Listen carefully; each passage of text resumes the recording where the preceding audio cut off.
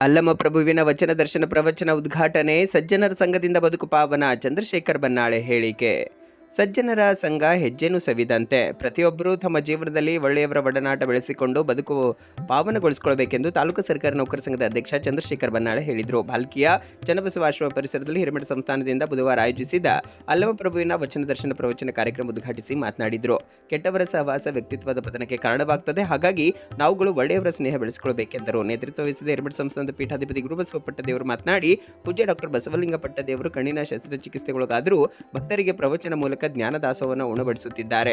ಅಲ್ಲಮ ಪ್ರಭು ಹನುಮ ಮಂಟಪಕ್ಕೆ ಗೌರವ ಘನತೆ ತಂದುಕೊಟ್ಟವರು. ಅಂತಹ ಶರಣರ ಕುರಿತು ಪೂಜ್ಯರು ಅಲ್ಲಮ ಪ್ರಭುವಿನ ವಚನ ದರ್ಶನ ವಿಷಯದ ಮೇಲೆ ಪ್ರವಚನ ನೀಡುತ್ತಿದ್ದಾರೆ. ಭಕ್ತರು ಹೆಚ್ಚಿನ ಸಂಖ್ಯೆಯಲ್ಲಿ ಸಕಾಲಕ್ಕೆ ಆಗಮಿಸಿ ಪ್ರವಚನ ಆಲಿಸಿ ತಮ್ಮ ಜೀವನದಲ್ಲಿ ಅಳವಡಿಸಿಕೊಳ್ಳಬೇಕೆಂದು ಸಲಹೆ ನೀಡಿದರು. ಸಾನ್ನಿಧ್ಯ ವಹಿಸಿದ ಡಾಕ್ಟರ್ ಬಸವಲಿಂಗ ಪಟ್ಟದೇವರು ಮಾತನಾಡಿ, ಅಲ್ಲಮ ಪ್ರಭುಗಳು ಶ್ರೇಷ್ಠ ಮಹಾನುಭಾವಿಗಳು. ಅವರ ಚಿಂತನೆಗಳು ವ್ಯಕ್ತಿ ಸಮಾಜ ಕಲ್ಯಾಣಕ್ಕೆ ದಾರಿದೀಪವಾಗಿವೆ. ಅವರ ವಚನಗಳು ಬೆಳಗಿನ ರೂಪದಲ್ಲಿದ್ದು ಅದನ್ನ ಅನುಭವದಿಂದ ತಿಳಿದುಕೊಂಡ್ರೆ ಮನಸ್ಸಿಗೆ ನೆಮ್ಮದಿ, ಶಾಂತಿ, ಸಮಾಧಾನ ದೊರೆಯುತ್ತದೆ. ಅವರ ಅನುಭವಕ್ಕೆ ಚಿಂತನೆಗಳು ನಮ್ಮ ಜೀವನ ಅಧ್ಯಾತ್ಮದ ಕಡೆಗೆ ಕೊಂಡೊಯ್ಯುತ್ತದೆ. ಅಲ್ಲಮ ಪ್ರಭುವಿನ ಜೀವನ ಅಧ್ಯಾತ್ಮ ಜೀವಿಗಳಿಗೆ ಮಾದರಿಯಾಗಿದೆ. ತಾವೆಲ್ಲರೂ ಅಲ್ಲಮ ಪ್ರಭುವಿನ ವಚನ ಪ್ರಸಾದ ಸೇವಿಸಲು ಪ್ರತಿನಿತ್ಯ ಆಗಮಿಸಬೇಕೆಂದು ತಿಳಿಸಿದರು. ಪ್ರಭುಲಿಂಗ ಸ್ವಾಮೀಜಿ, ಸಿದ್ದಬಸವ ಸ್ವಾಮೀಜಿ, ಶಿವಬಸವ ಸ್ವಾಮೀಜಿ ಮಾತನಾಡಿದರು. ತಾಲೂಕು ವಚನ ಸಾಹಿತ್ಯ ಪರಿಷತ್ ಅಧ್ಯಕ್ಷ ಗುಂಡಪ್ಪ ಸಂಗಮಕರ್ ಬಸವಗುರು ಪೂಜೆ ನೆರವೇರಿಸಿದ್ರು. ಗುರುಪ್ರಸಾದ ಶಾಲೆ ಮಕ್ಕಳು ವಚನ ನೃತ್ಯ ನಡೆಸಿಕೊಟ್ರು. ಸಾಹಿತಿ ರಾಜು ಜುಬ್ರೆ ವಚನ ಪ್ರಾರ್ಥನೆ ನಡೆಸಿಕೊಟ್ರು. ಶ್ರೀದೇವಿ ಶಾಂತಯ್ಯ ಸ್ವಾಮಿ, ಶೋಭಾ ನಾಗಶೆಟ್ಟಿ ಚೋಳ, ಧನರಾಜ್ ಖರ್ಗೆ ಅವರಿಂದ ವಚನ ಭಜನೆ ನಡೆಯಿತು. ಶ್ರಾವಣದ ಮಾಸದ ಪ್ರವಚನ ಸೇವಾ ಸಮಿತಿ ಅಧ್ಯಕ್ಷೆ ಸ್ವರೂಪ ಬಂಡೆಪ್ಪ ಬಳತೆ ಅವರು ಸ್ವಾಗತಿಸಿದ್ರು.